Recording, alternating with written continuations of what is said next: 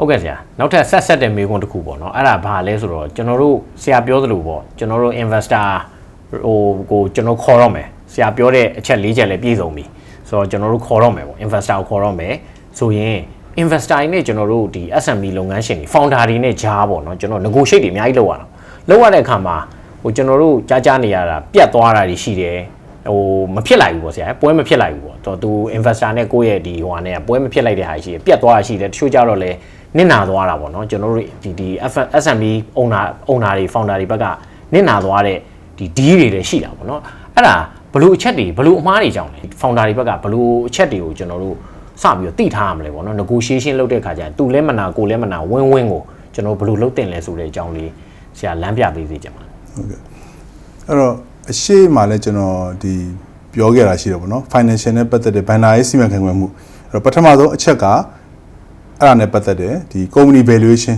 ကိုပိုင်တဲ့လုပ်ငန်းရဲ့တန်ဖိုးကိုသိရမယ်ဘယ်လိုအတွက်လဲသိရမယ်တန်ဖိုးကိုသိတော့မှဒီတန်ဖိုးရအောင်ဘယ်လိုညှိနှိုင်းမလဲတခါတလေကိုလိုချင်တာဖြစ်တဲ့များနေတယ်များမယ်နည်းနည်းအဲ့လိုဖြစ်လို့မရဘူးပေါ့နော်တန်ဖိုးအမှန်ကိုတွက်တတ်ရမယ်ကိုယ်လည်းနားလည်ရမယ်တွက်တဲ့ပညာရှင်နဲ့လည်းကျွန်တော်တို့တွက်ချက်တတ်ရမယ်နောက်တစ်ချက်ကကြတော့ကျွန်တော် financial နဲ့ပတ်သက်လို့ financial model ပေါ့နော် projection ပေါ့ခန့်မှန်းချက်ဘဏ္ဍာရေးနဲ့ပတ်သက်လို့ခန့်မှန်းချက်တွေတခြားမလုပ်ထားဘူးမလုပ်တဲ့အခါကျတော့ဒီ company ကရှေ့9နှစ်နေဘယ်နာကိုရောက်မှာလဲဘယ် site ရှိမှာလဲကျွန်တော်ရောင်းနေဆိုတာအနာဂတ်ကိုရောင်းတာနော်အတိတ်ကဟာကိုရောင်းတာမဟုတ်ဘူးအနာဂတ်မှာဘာဖြစ်မလဲဆိုတော့ဝယ်တဲ့ investor ကလည်းအနာဂတ်ကိုကြည့်ပြီးတော့ဝယ်တာအဲ့တော့ projection မရှိဘူးပေါ့နော်မရှိတော့ကောင်းကောင်းမဆွေးနွေးနိုင်ဘူးပေါ့ဒါမှမဟုတ်လေကိုလုပ်တဲ့ projection ကမတိကျလို့ရှိရင်ဝယ်သူကမယုံကြည်ဘူးပေါ့နော်ဒါဒီမှန်ချင်မှမှန်မယ်ပေါ့နောက်တစ်ခုကကျတော့ကျွန်တော် data အချက်လက်တွေကိုစနစ်တကျစုဆောင်းထားတာမရှိဘူးဟိုကပေးပါအောင်ဆိုလို့ရှိရင်သွားရှာတနားလောက်ကြာရင်ကြာမယ်ဆိုတော့ဝယ်သူကအထင်သေးပါပြီဒီ company မှာစနစ်တွေမရှိဘူး data တွေကမမှန်ဘူးဘာမှလည်းမသေးကြဘူးဒါဆိုရင်အဲ့ဒီကထွက်လာတဲ့ result တွေကိုပြပြီးတော့ report တွေပြပြီးတော့သူတို့ investor ကိုစီးအောင်ဆိုရင်သူတို့ကဘယ်လိုလုပ်ပြီးတော့ယုံကြည်မှု trust ဘယ်လိုလုပ်ရမလဲပေါ့နော်ဒါ data မှတ်တဲ့စနစ်ပေါ့နော်နောက်တစ်ခုကကျတော့ကျွန်တော်တို့ကဒီ emotional အရာပေါ့နော်ဒီအရင်စိတ်ခံစားချက်များတယ် data ပေါ်အခြေမခံမဲနဲ့ကိုဖြစ်ချင်တာတွေပြောမယ်ကိုဖြစ်ချင်တာတွေเนาะလုပ်တယ်ဆိုရင်ဒါလည်းမမှန်ဘူးပေါ့နော်ဒီစီးပွားရေးလုပ်ငန်းအများစုက80%နဲ့90%နဲ့ data ပေါ်အခြေခံပြီးတော့ဆုံးဖြတ်ရတာလေဝယ်သူဘက်ကရောเนาะရောင်းသူဘက်ကရောနောက်ဆုံးတစ်ခုကကျတော့ founder ပေါ့ဒီမူလပိုင်ရှင်ရဲ့အားနည်းချက်ကြောင့်မလို့ဒီဘဏ္ဍာငွေကျက်တဲတဲ့အချိန်မှာ company ကိုရောင်းထုတ်တ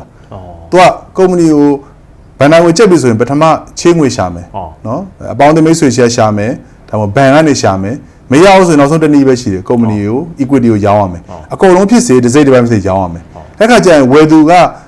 ခင်ဗျားဘာလို့ရောင်းချင်တာလဲလို့မေးပြီเนาะမေးပြီးခါကျရင်ကိုက report တွေပြတဲ့ခါမှာဒီ cash flow ဆိုတဲ့ငွေကြေးငွေ balance ပေါ့เนาะ cash balance ကเนาะမလုံလောက်ဆိုရင်သူကတနေ့မှတနေ့သိပြီခါတာငွေကြေးမလုံလောက်လို့သူတို့ရောင်းတာပဲဆိုရင်အပေါ်စီးကနေကိုကိုဈေးနှိမ်တော့မှာပေါ့နော်အဲ့ဒါတွေဘိုင်းနာတဲ့အချိန်ဖြစ်သွားဘိုင်းနာတဲ့အချိန်ပေါ့နော်ကျွန်တော်ဘိုင်းနာတဲ့နော်စကားနဲ့အရက်စကားနဲ့ပြောတာဘိုင်းနာတဲ့အချိန်ရောင်းပြီးတော့ဖြစ်တာအဲ့တော့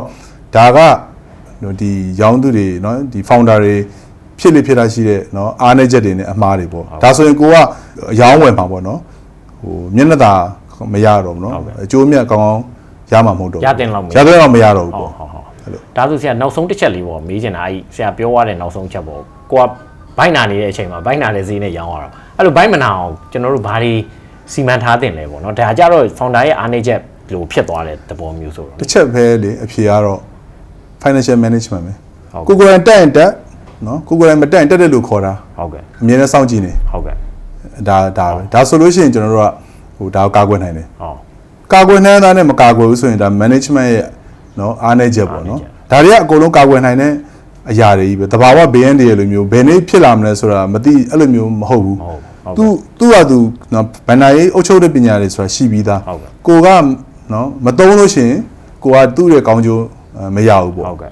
ဒါကသူဘယ်လိုခေါ်လဲလုပ်ငန်းစီးပွားရေးလုပ်ငန်းရဲ့ဒါအာသုံးလုံးပြောလို့ရတယ်အာသုံးလုံးချိန်မှာစီးပွားရေးလောက်ရမှာဒါအခြေခံလိုအပ်ချက်တွေတစ်ခုနော်ဘဏ္ဍာရေးစီမံခန့်ခွဲမှုဆိုတာ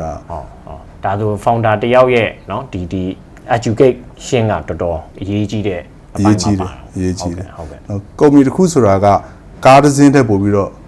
ရှုပ်ထွေးတယ်ဟုတ်ကဲ့နော်ကားတစ်စင်းတောင်မှ engineer အမျိုးအစားဘယ်နှယောက်လောက်စုပေါင်းပြီးကားတစ်စင်းဖြစ်လာလဲပေါ့ကုမ္ပဏီထဲမှာရှိတဲ့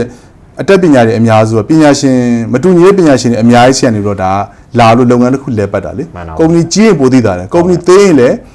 အကြီးလောက်မလိုအပ်ပါမယ်လို့လိုအပ်တာပဲအဲ့တော့မလိုအပ်ဘူးလို့ထင်ပြီးတော့မပါပဲလုပ်နေလို့ရှိရင်တော့အခုလိုနော်ဒီဒုက္ခရောက်နိုင်တာပေါ့ဟုတ်ကဲ့ကျေးဇူးပါဆရာဟုတ်ကဲ့